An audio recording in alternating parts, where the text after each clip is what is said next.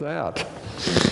We are in Revelation chapter 14, and as you can see from the screen, we'll be looking at 14 through 20. I'll look just a little bit earlier than that to set up the scope of what we're doing here. This is the world scene surveyed in preparation for the bowl judgments, and we've been here since chapter 12. After we get done with 14, we're pretty much warming up. 15 is a short chapter, just headed right straight into the bowl judgments, which are in chapter 16, and will form 6. I think it's 6. I didn't review that before I'm saying this, but most of the bowl judgments are there in chapter 16. The first scene in our chapter was the Lamb with 144,000. The second scene was the angels with the messages. First angel came along and he had the everlasting gospel, which he was proclaiming with a loud voice from mid-heaven. Second angel announced the fall of Babylon. And the third angel announces the torment which is faced by those who worship the beast and receive the mark of the beast.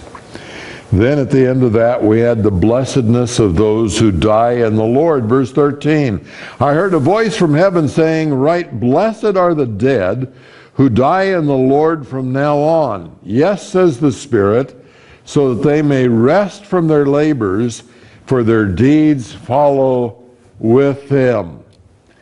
This voice from heaven is one of 7 voices from heaven which we have in the book of Revelation. The voices from heaven are always God speaking, God the Father. There have been 4 of these voices from heaven before this one, and there will be 2 later. This is the second of 7 Beatitudes in the book of Revelation. There are 7 times that there are people who are blessed. The first one was in the first chapter. Blessed are those who read this book of Revelation, read and hear this prophecy. And generally, these blessings are in hard times. They're in contrast to hard times. And so here, we're talking about hard times in the last half of the tribulation. And blessed are those who die in the Lord from now on. To die in the Lord, of course, is generally to be saved. You're in the Lord, and you die, and you go into glory. A different word order here suggests that this is union with Christ in dying. Dying in the Lord died, and you're dying, and you're doing the same thing he did. And that's what dying in the Lord seems to be here, because of a different word order in the Greek. They're faithful to the Lord, and because they are faithful to the Lord, they are dying in the Lord. And they complete the total martyrs mentioned in chapter 6 and verse 11. Chapter 6 and verse 11, we saw the saints, the martyrs, underneath the altar. We studied that and saw it was the golden altar there. And what did those saints want? They wanted God to deal with those who had killed them. They were not justly treated. And what did God say to them? Just be patient here until the number of those to be martyred is filled up. Well, here it is. This is the filling up of the number right here. Those who die from now on. Who are these that die from now on? It is proposed, let's see, did I skip a... No, I haven't. We're all right. We're on the right. I have to keep track of what I am doing with the PowerPoint.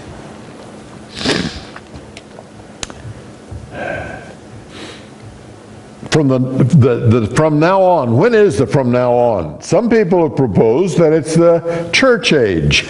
It's from the time when John wrote forward, blessed are they who die in the Lord in that time.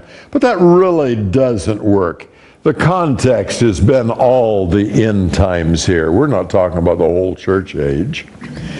So the other proposal is those who are executed by the beast, those who are killed as a result of the beast and his rage at having been thrown out of heaven. The dragon, of course, is the one thrown out of heaven.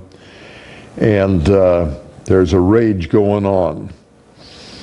This agrees with the next scene also, the reaping of the vintage. Going to be a lot of people killed because of what they've been doing.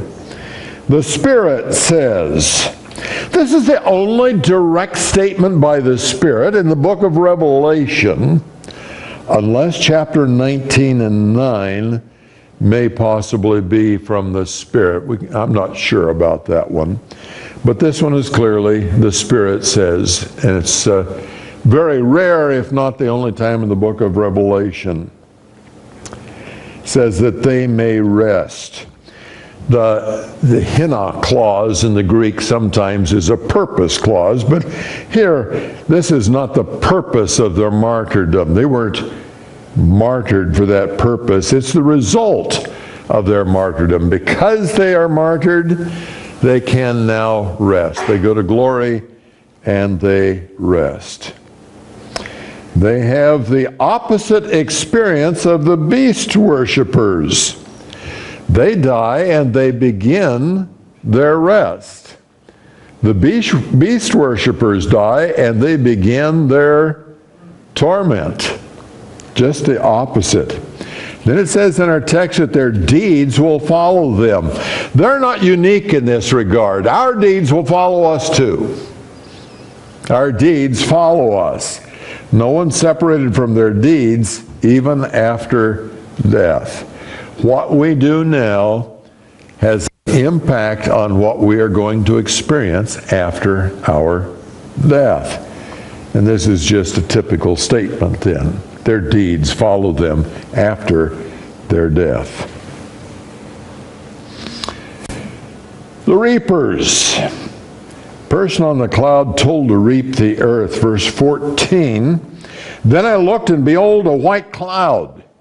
And sitting on the cloud was one like a son of man, having a golden crown on his head, and a sharp sickle in his hand. The white cloud reminds us of another passage. It's found in Daniel chapter 7, verses 13 and 14. I kept looking in the night visions, and behold, with the clouds of heaven, one like a son of man was coming. And he came up to the Ancient of Days and was presented before him. And to him was given dominion, glory, and a kingdom, that all the peoples, nations, and men of every language might serve him. His dominion is an everlasting dominion which will not pass away, and his kingdom is one which will not be destroyed. And so we want to know, who is this one like a son of man? This passage in Revelation 14 foreshadows chapters 15 through 20. This is a preview. This is proleptic, as we have been saying. 15 through 20 will give us the same material in greater detail. But who is this one like the Son of Man? It is proposed with some good arguments that this one like a Son of Man is in fact an angel. Another angel in verse 15 suggests that this one in verse 14 is an angel. That angel in verse 15 has a sickle like this person has a sickle. The angels gather the wicked. Matthew 13, 41 and 42 says, the Son of Man will send forth his angels, and they will gather out of his kingdom all stumbling blocks and those who commit lawlessness, and will throw them into the furnace of fire. In that place there will be weeping and gnashing of teeth. Angels do that. That's parallel to what's happening here. And an angel tells this person on the cloud to reap. It doesn't seem appropriate to have an angel telling Christ to reap, but it's certainly appropriate to have an angel telling another angel to reap. But the Father can send a message, it's time, by the hand of an angel. Christ here, if this is Christ, is not under angelic authority. He's being notified. This is the right time. Remember, Christ always operates at the direction of the Father. He repeated this many times in the Gospels. So the other proposal is that this person on the white cloud, like a Son of Man, is Christ. Christ is called the Son of Man. 25 times, more than 25 times in the book of Matthew alone. So that is a frequent title of Christ. He's also called that in the first chapter of the book of Revelation. And then we looked at that passage in Daniel 7. And that is the Son of Man, and that is Christ. So I'm going to take it that this is Christ, who is one like the Son of Man on the cloud. The sickle is sharp. Why would it be called sharp? Wouldn't we just assume, you sharpen a sickle before you use it? But I think it's called sharp because it's going to do its work very effectively. This is a sharp sickle to do what Christ intends to do. And the sickle here suggests judgment, and Christ is the judge. So that's another reason to take it that this is Christ. Christ is the judge. In John chapter 5, verses 22 and verse 27, for not even the Father judges anyone, but he has given all judgment to the Son. And what this person on the cloud does looks like judgment. Verse 27, and he gave him authority to execute judgment because he is the Son of Man. He wears a gold crown. The word for crown there refers to a wreath rather than a metal crown. And it's not a diadem. It's not something worn on the head. Then verse 15 says, another angel. Another angel.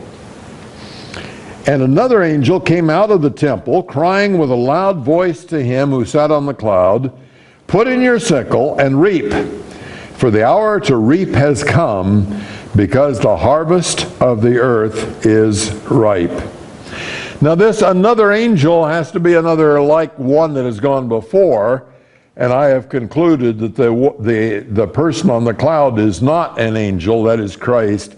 So we're going to say this is another following the angel in verse 9, who warned that those who worship the beast or take his mark are doomed to very bad experiences forever. The first three angels proclaimed coming doom. This one sets the ball to rolling. When he puts in his sickle, it's going. The angel came out of the temple.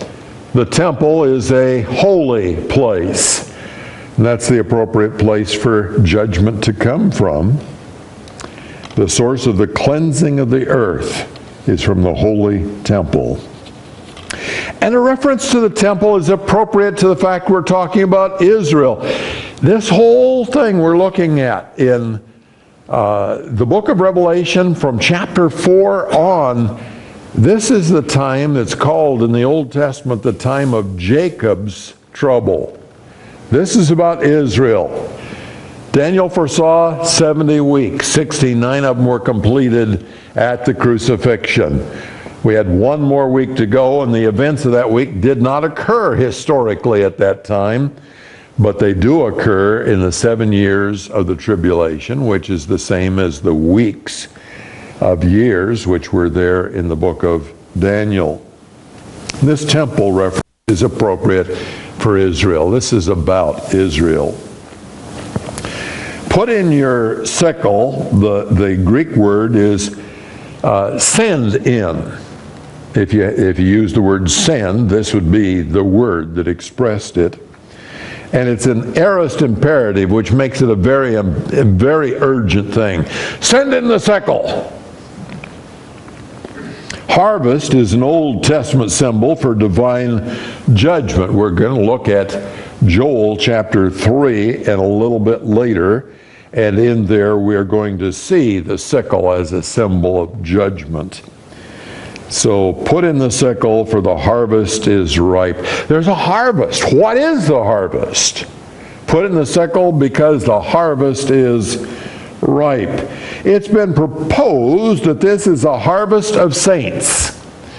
And a very fine Bible scholar by the name of Alford is responsible for that interpretation. He holds to that. When I was in college and we were studying Greek, our professor commented that when the people that he knew of in the academic world were unsure what the proper interpretation of the Greek was, they would say, well, let's see what Alford says.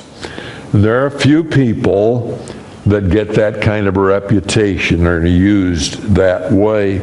Alford's one of them, and he thinks that the harvest here is a harvest of saints. There's both a harvest and a vintage in a couple of verses here. A harvest would be a harvest of a grain, and a vintage would be a vintage of grapes.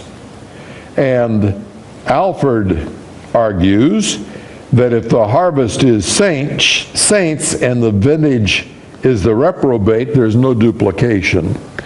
In other words, the harvest is one thing, and then you're going to have another thing going on here, the vintage, and it's going to be another thing. So it's not duplicated. It's not saying the reprobates are harvested and the reprobates are the vintage. And so he likes the idea of no duplication. But this does not fit the ripe harvest. The harvest is ripe. And it does not fit the context of judgment. The saints are not harvested to be judged. And this harvest echoes Joel, where the harvest is a harvest of the wicked. Again, we're going to read Joel in a little bit. So there's another proposal for this harvest. If it's not the saints, who's it going to be? Going to be those who are not saints, the wicked. The harvest and the vintage are very closely related. It fits the ripe description. I didn't tell you why it didn't fit the ripe description, but here it comes. The word ripe here is a word for withered or dried up. If you're going to harvest that which is withered and dried up, you're not talking about what? Not talking about the saints. You're talking about the unsaved. Now, we have the word ripe twice in our context, and this word is different than the word to come. This word is withered and dried up. It's ripe, it's withered, it's dried up. Sounds like a harvest of raisins, doesn't it? But it's not. This is the grain product at this point instead of the grape product. So it fits the context of judgment, and it fits the context of Joel for this to be a harvest of the wicked instead of the saints. So that's my conclusion. The hour to reap has come. That matches verse 7, where the angel said, the hour of judgment has come. The hour of judgment has come. That's the hour to reap, and that has come. Have you noticed that God waits for the right time for his judgments? He gives men the opportunity to fully display what they are, what they will do, and when the display is full, then he steps in. So that's why Israel had to wait in Egypt for all those years, because the harvest wasn't quite ripe in Canaan at that time.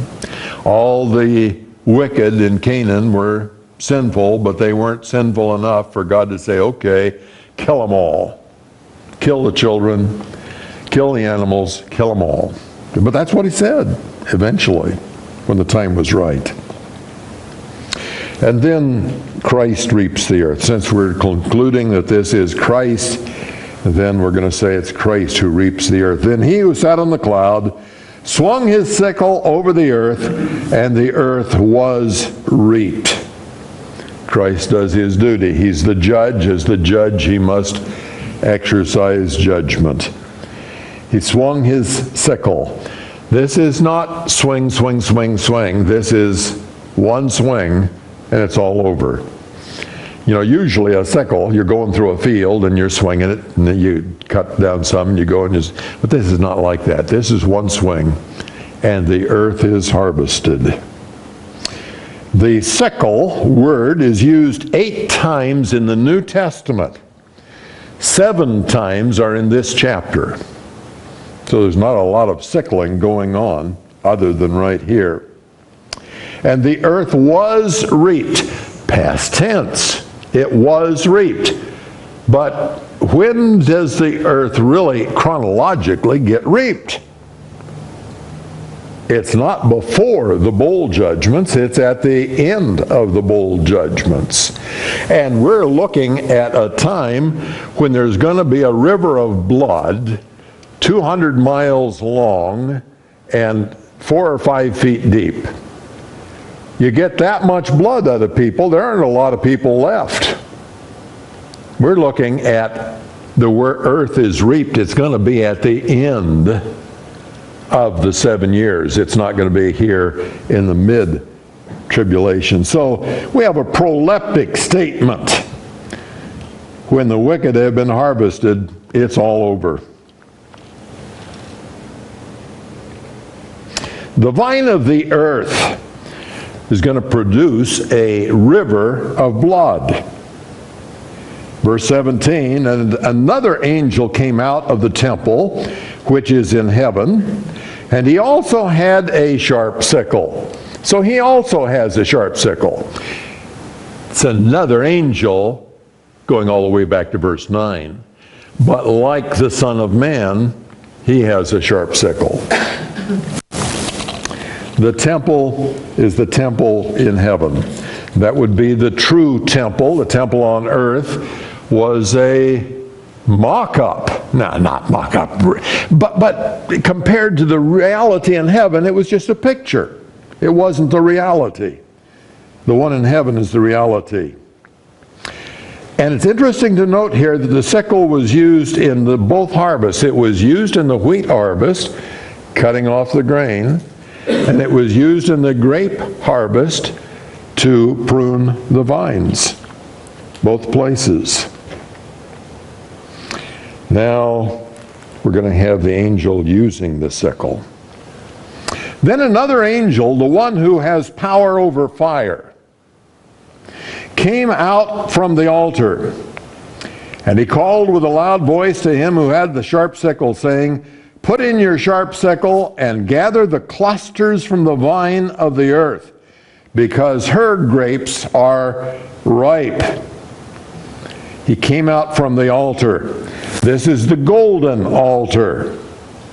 Martyred saints were there calling for justice in chapter 6, as we already mentioned. The only altar from which judgment against the earth comes is the golden altar. It never comes from the brazen altar. And it's the only altar in heaven. Brazen altar would be a place for an animal sacrifice, and in the heavenly temple the sacrifice was made at the cross. You don't need a brazen altar there. This angel has power over fire. In chapter 8 and verse 3, an angel took fire from the altar and cast it down to the earth. We assume this is the angel who has power over fire. What happened in chapter 8 and verse 3 was the trumpet judgments followed after he threw the fire down. This angel, coming out from the altar, under which are the souls of those martyred for Christ, This altar and this angel, this action, is in answer to the prayers of the martyrs. Here's the time for it to be done. And it's the vine of the earth. Put in your sharp sickle and gather the clusters from the vine of the earth, because her grapes are ripe. So the source of this vine is the earth. There's another vine in Scriptures. I am the vine, you are the branches. You have to abide in me in order to bear fruit. But this is not that vine. This is another vine. This is the vine of the earth. It has its source in the earth, not in Christ. And so the vintage that it produces is not good. It's an evil vintage. And because of that, the wine has to be trodden in the winepress of the wrath of God. The grapes are ripe. I told you it was a different word for ripe here. This word for ripe means prime, full of juice, ready to go. The other one was withered. This one is ripe. But this is the vine of the earth which is ripe. The evil deeds are ripe. Full of juice sounds an awful lot like that river that it's going to talk about in just a moment, doesn't it? Plenty of juice. Wow. Then the angel swings the sickle. Verses 19 and 20. So the angel swung his sickle to the earth and gathered the clusters from the vine of the earth and threw them into the great winepress of the wrath of God. And the winepress was trodden outside the city, and blood came out from the winepress up to the horses' bridles for a distance of 200 miles. This is a passage in the book of Revelation that nobody forgets once they have read it. This is awesome. Gathered the clusters from the vine. These are the enemies of God. When these grapes have been gathered, this is the only place to process them, in the winepress of the wrath of God. The ancient winepress involved two bowls. That wasn't the only way that they pressed grapes. I saw when I was in Israel a press which was a huge wooden screw.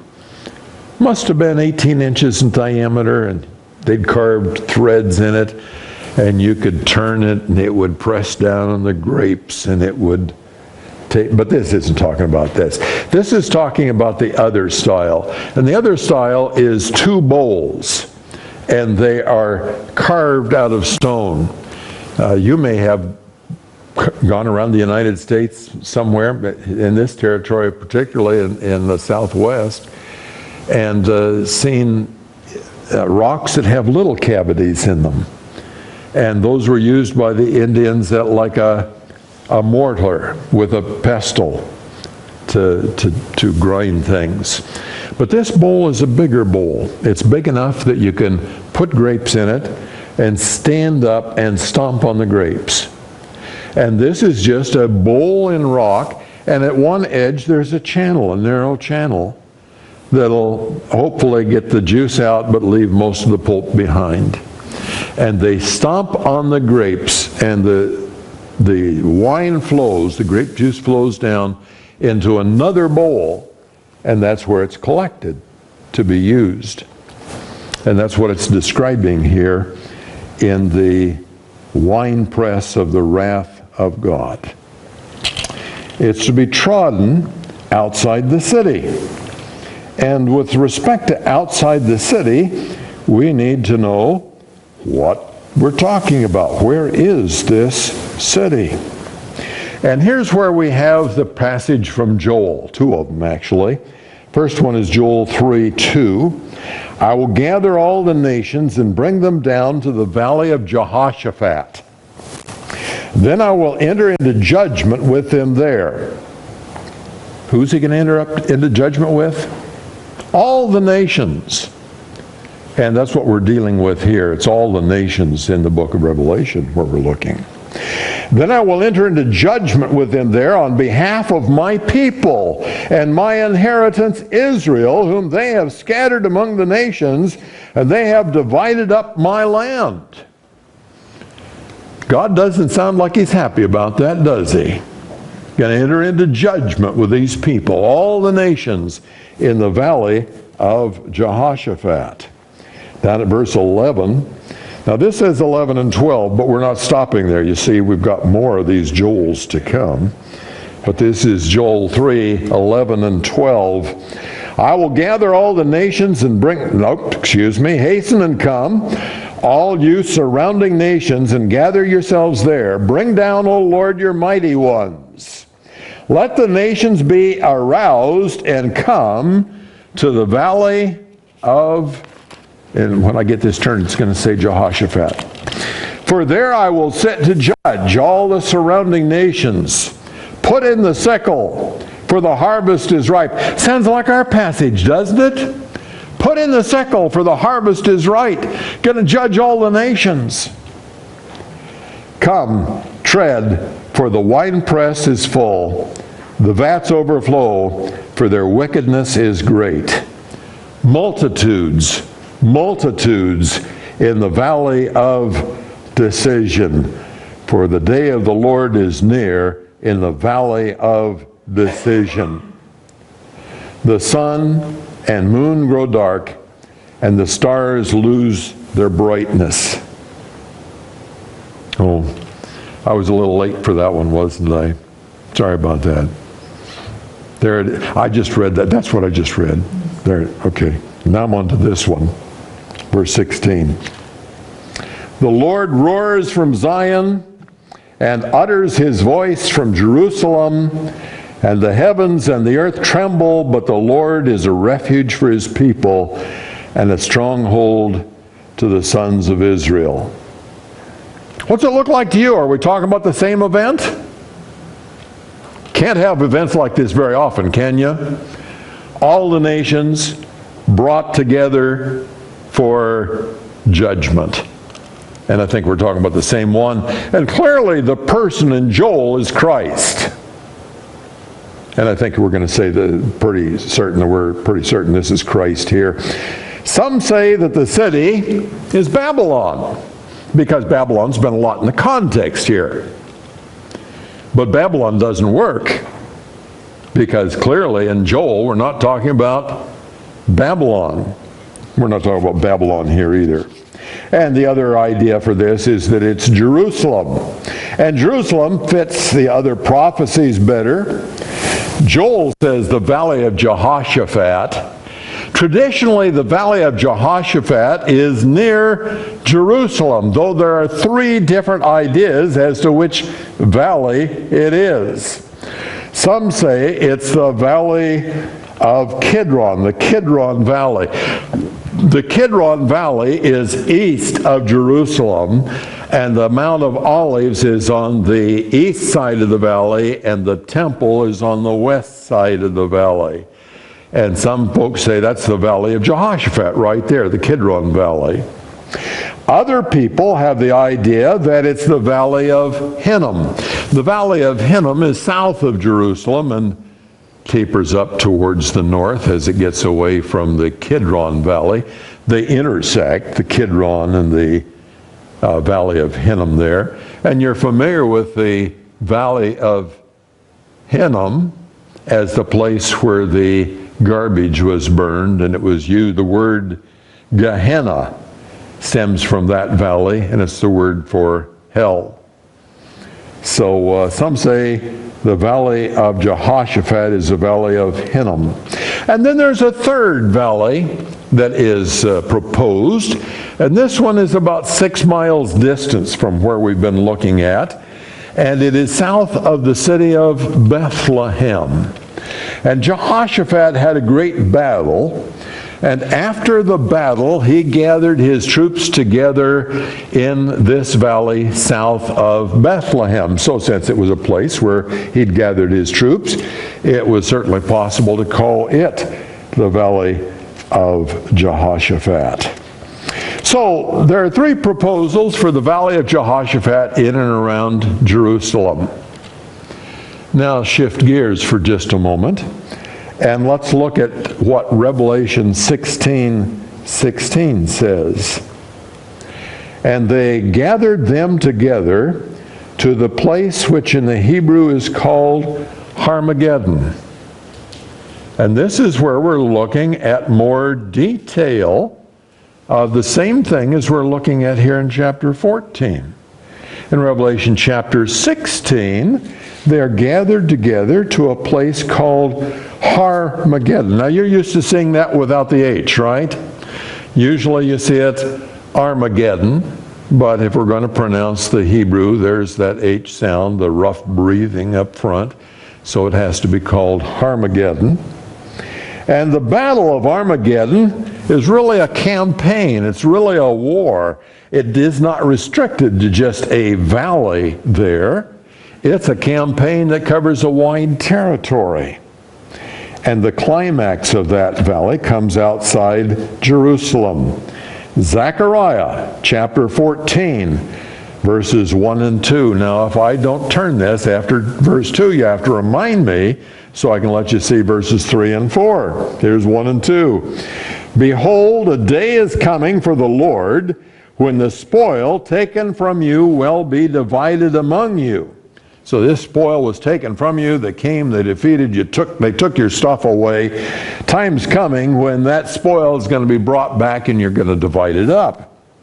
For I will gather all the nations against Jerusalem to battle, and the city will be captured, the houses plundered, the women ravished, and half the city exiled.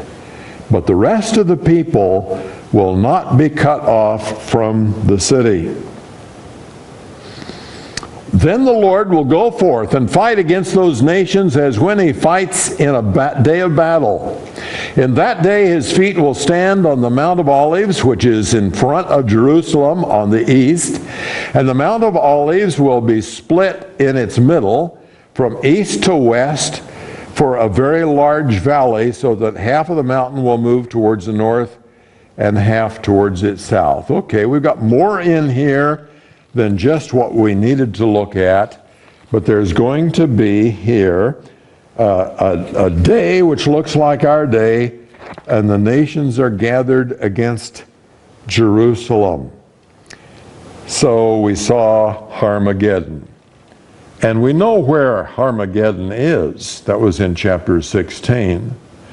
And Magedon is from the word Megiddo. And I'm going to show you a map just a little bit later, I promise. And on that map, we'll show you where Megiddo is.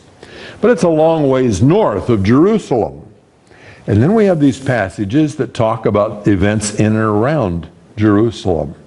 And they're all related to this great gathering of the nations and the great battle that is going to be fought. A lot of things happened outside of Jerusalem. The scapegoat was sent out from Jerusalem, outside Jerusalem. Jesus Christ was crucified outside the gates, outside Jerusalem. And the enemies of God are going to gather there in the last days. Okay. It says in our text back in Revelation chapter 14 that this blood is going to flow up to the horses' bridles. Now, of course, it depends upon what horse you're talking about. But the figures usually used are 4 feet to 5 feet deep. And it's going to be for 200 miles. Now, people say, you know, that's just not possible. You can't have blood 4 or 5 feet deep, 200 miles long. That's not going to happen. So they say what this means is splattered. I'm of the opinion if God meant to say splattered, he'd be able to do that. And I don't think that's what he's talking about here. So I don't like that one. This 200 miles in the original is actually 6,600 stadia. And that was a common unit of measure at that time. We had to read Xenophon's Anabasis, the Greek for our first year Greek course, or maybe it was the second year. And that wasn't any fun at all. But we saw stadia a lot of times. Onward, so many stadia. That's the way they would measure it, so many stadia. And the stadia is the same as a furlong. So you could say 6,600 furlong. And depending upon who you're listening to, this fellow Alfred I mentioned before says he thinks it's 165 miles. And somebody else says it's 184 miles. And then our translators here say it's 200 miles. Pretty sure it's a long ways for a river of blood. Some say it's a symbolic covering of the whole land. It doesn't mean literally 200 miles. It means it's all over the place. That's one viewpoint. Some say it just symbolizes completeness. It's complete. You got complete blood all over the place. Some say it's a hyperbole for a huge field. Just a great big field, and what's hyperbole? Exaggeration, that's right. Exaggeration is what people tell us not to do, but hyperbole is the word you use when you want to make it legitimate, because that's a legitimate form of English language, or Greek language for that matter. So, those are the various viewpoints for those who don't think it is literal. But I suggest to you that the literal is possible. Where do you suppose I got this picture here? Think there are a lot of pictures like that floating around? I took one that I could legitimately use according to Microsoft, and it didn't have that color of water. So I substituted a different color in there. And I had my wife come and look at it, and I said, "Is this too gross?" And somebody says yes. But that kind of gives you an idea, doesn't it? I mean, a river of blood. Sacramento. Yeah. Megiddo is in the north. Now, Megiddo is right up there. I say it's right up there. That's Megiddo right there. And it's a long ways to the Jordan River Valley. And if you had blood that started at Megiddo and it started flowing, and it flowed to the Jordan River, that would be downhill to the Jordan, and then the Jordan would keep it flowing right straight into the Dead Sea. And once you had reached the Dead Sea, is that the right word? Am I using the right one? Okay. Once you reach that Arabah, that canyon, that depression, continues on south. And so you've got plenty of room for 200 miles of blood, starting at Megiddo and flowing on down through. But wait a minute. God's going to gather the nations. Now, I don't know how many people there are at that point. A lot of people have already died before this, right? I looked at it and I said, supposing it's 200 million. 200 million people. How much blood per person? Is this too gross for you?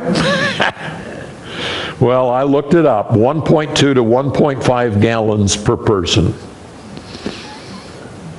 And then I divided it all out, and I figured out how many gallons per foot for 200 miles.